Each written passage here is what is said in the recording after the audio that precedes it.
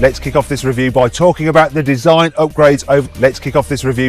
about the design upgrades over the normal RS7, and there's no better place to start than these exhaust pipes, which are the largest fitted to any RS. Of course, being an RS, they are oval. But if I look in there are two actual exhaust pipes. There's the rear bumper design, completely new for the RS, more aggressive. Look at these wheel arches, they're so pronounced, it's so aggressive looking.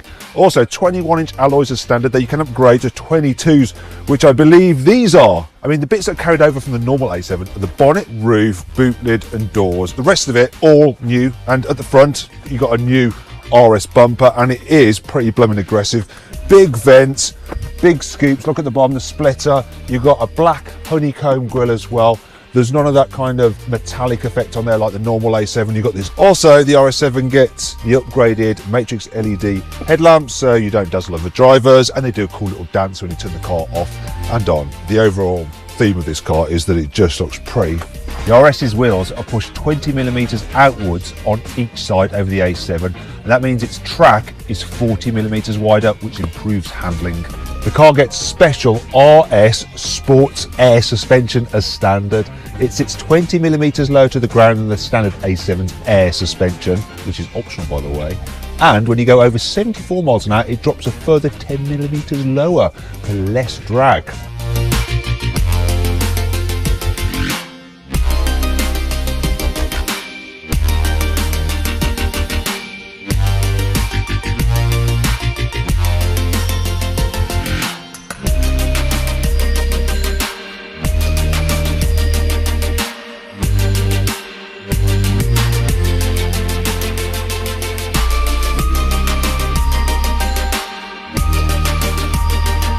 Now you might be able to see that the car's engine is actually slightly in front of the front axle, which isn't ideal for handling because it can promote understeer. Apart from when your annoying mate with the BMW N car points it out to you. It's a 4-litre twin-turbo V8, 600 horsepower, 800 newton meters of torque, and it also has 48-volt mild hybrid technology, so when you lift off the throttle, it can actually just cut off the engine and cruise to save fuel. Or if you're just pootling along the motorway, it will run on 4 cylinders instead of 8. Now it drives all 4 wheels through an 8-speed torque converter automatic gearbox, which has been tuned for sportiness. That can send up to 85% of the power to the rear wheels, and you've also got a Sport Quattro rear differential to move the power around between the rear wheels for optimum cornering. Let's say you paid extra for the upgraded sports exhaust. You're going to want other people to be able to appreciate how good this car can sound, so you're going to rev it at traffic lights. Only when you try to do that, it's not as good as you expect, because listen.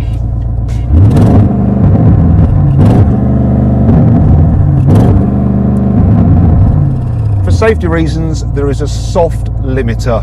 Stops you having that kind of fun. Just how quick this car is. So I'm going to measure it, and I can do that using their onboard trip computer. So I can do acceleration measurement, and then we're good to go. 0 to 100 kilometers, 0 to 62 miles an hour. But I'm not going to trust Audi's equipment for reasons. I'm going to put the car into RS2 mode, where I have everything in maximum attack, all super simple. Then all I have to do, oh, that's brutal. And that is it. So the lap timer says 0 to 100 kilometers an hour, 0 to 62 in 3.5 seconds. But does the RS also deliver when you're not going in a straight line? Let's find out. Here comes a twisty road. Whack the gearbox in manual. See what this thing is like. Yeah, strong engine. It's quite brutal, the gear change, when you're doing it manual and you've got the car in full attack mode. Steering sharp, accurate, if a little bit lifeless, but my God, this thing.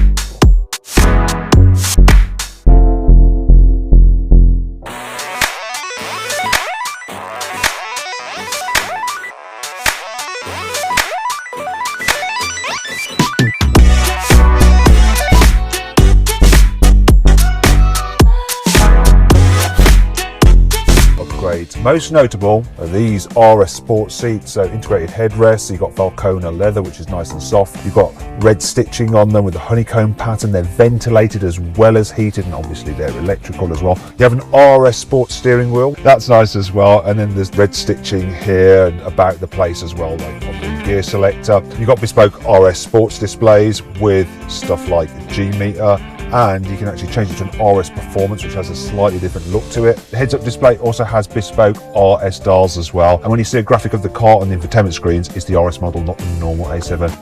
For the first time ever, you get 2 configurable RS modes, so you can set up things like the suspension, the steering, and all that kind of stuff into these different settings, and then you can flip between them very quickly by a special RS mode button on the steering wheel. In the back seats, it's pretty much A7 business as usual, which means decent amount of knee room, but headroom is a bit. With the awesome RS upgrades, yet again, you've got RS sport seats, and for the first time ever on an RS7, you can have a 3-seater bench rather than just 2 individual chairs. Added practicality.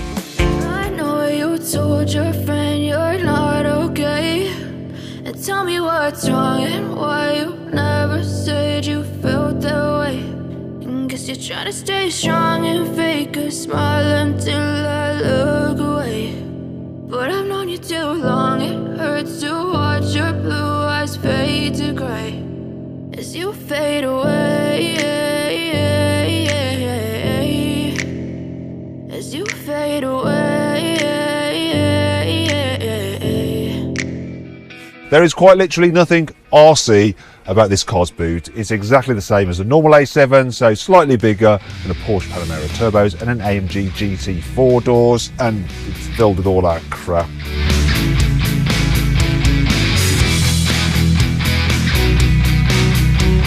So I want a piece of de-restrict Autobahn. I'm cruising along at 120 kilometers an hour. You know, it's about 70 miles an hour, and I'm averaging 9.4 litres, 9.3 litres per 100 kilometres. So I'm cruising along at about 160 kilometres an hour, and I'm doing 15.3 litres per 100 kilometres. So what's that? 18 miles per gallon. Let's push on.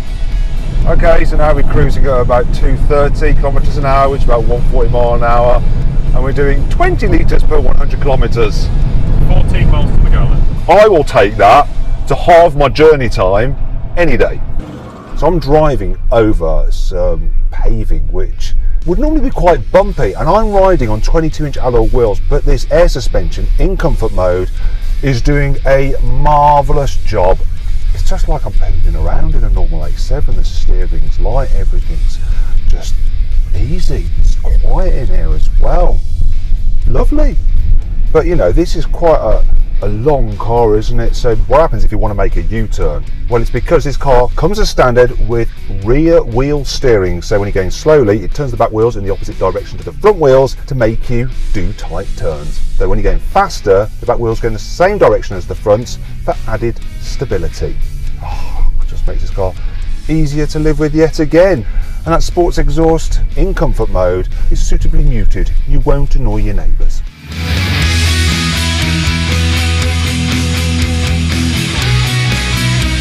So then, what's my final verdict on the new Audi RS7?